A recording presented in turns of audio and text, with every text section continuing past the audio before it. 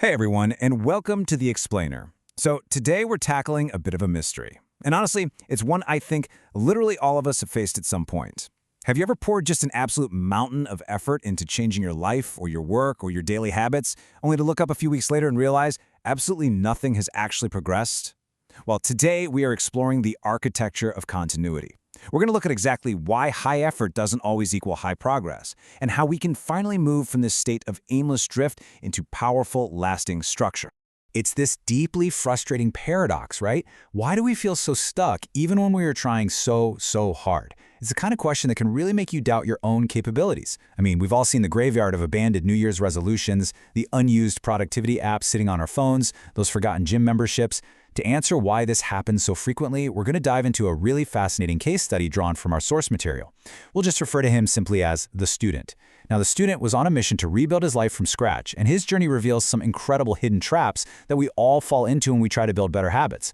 You know, what's super interesting about the student is that if you looked at his life from the outside, nothing looked completely broken. It's a really common yet completely invisible struggle. He was functioning just fine. Whether it was trying to learn how to code, launch a new business, or just get fit, he was getting through the day. There were absolutely no flashing red lights or dramatic disasters happening. But internally, there was zero structure. There was no real foundational system holding his days together at all. And that total lack of an internal system brings us to this absolutely crucial concept: drift. Now, drift isn't some chaotic, dramatic mess. It's actually a lot quieter than that, and honestly, that's exactly what makes it so insidious. Drift is basically this state where you consume information constantly. You are reading all the books on building a business, you are binge-watching the coding tutorials, you're soaking in all these ideas and routines, but none of it ever actually stabilizes into real, tangible action. You're moving, for sure, but you are not steering. All of this creates what we're calling the illusion of effort. I mean, think about it. The student was constantly consuming videos. He was collecting all these brilliant ideas. He was endlessly researching new productivity systems and just meticulously planning out his routines.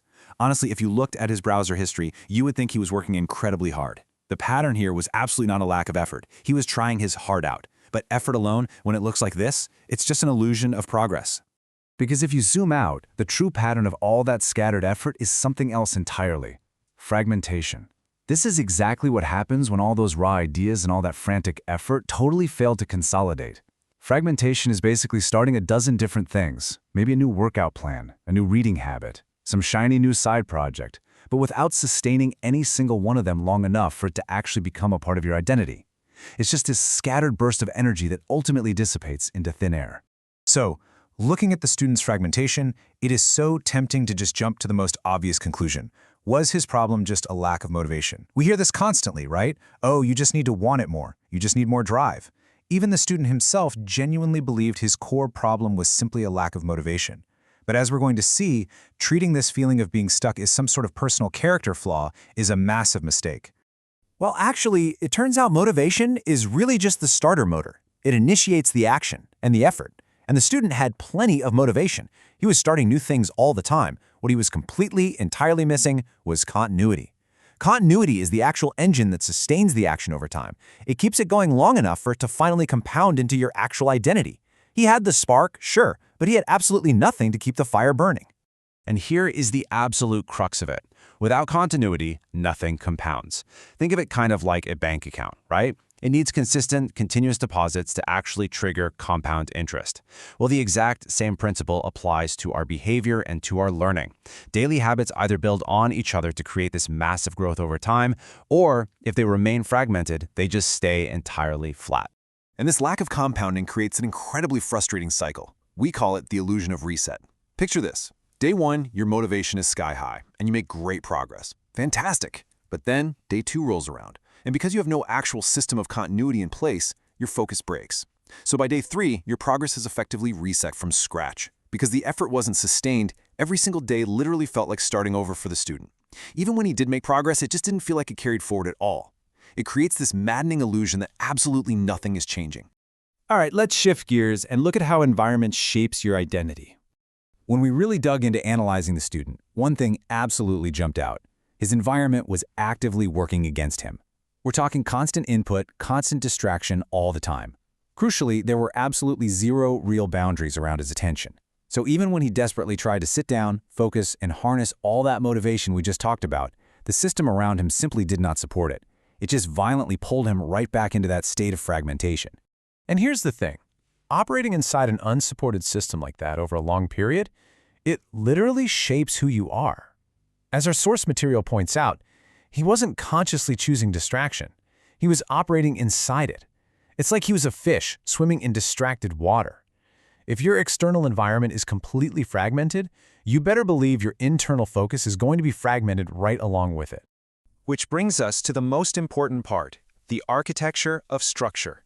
Here is the big paradigm shift we need to make. Pushing harder just isn't the answer. Relying on pure effort is basically just trying harder inside a completely fractured, distracted system. It is exhausting and, frankly, it's futile. Structure, on the other hand, is completely different. Structure is organizing your behavior over time to actively ensure that continuity happens. The turning point for the student wasn't some magical movie moment breakthrough of pure willpower. Nope, it came from finally recognizing the pattern. He realized the issue was never his effort, it was entirely his lack of structure.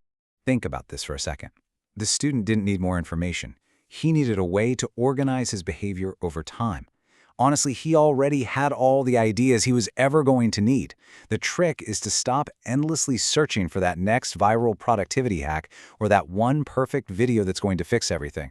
The answers are usually already there. They just desperately need an architectural framework to live inside so they can actually begin to compound. So how do we actually build this architecture? Well, for the student, it happened in 3 very distinct steps. Step 1, he had to actually recognize his own pattern of fragmentation and that horrible illusion of reset. Step 2, he had to intentionally stop seeking out more raw information and hoarding new ideas. And then step 3, and this is the real game changer here, he began to use structured reflection to organize his behavior. He transitioned from merely consuming content to actively structuring his actual lived experience. And structured reflection really is the practical tool here. It's all about intentionally organizing your thoughts and turning all those raw, scattered ideas floating in your head into actual consolidated learning.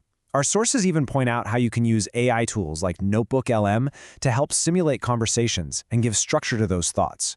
But, and this is absolutely crucial, everything is still 100% based on your real experience. You aren't outsourcing the work or the learning to the tool. You're simply using the tool to provide the structure that finally allows that learning to compound. So, as we wrap up this explainer, I really want to leave you with a question to help you critically evaluate your own environment.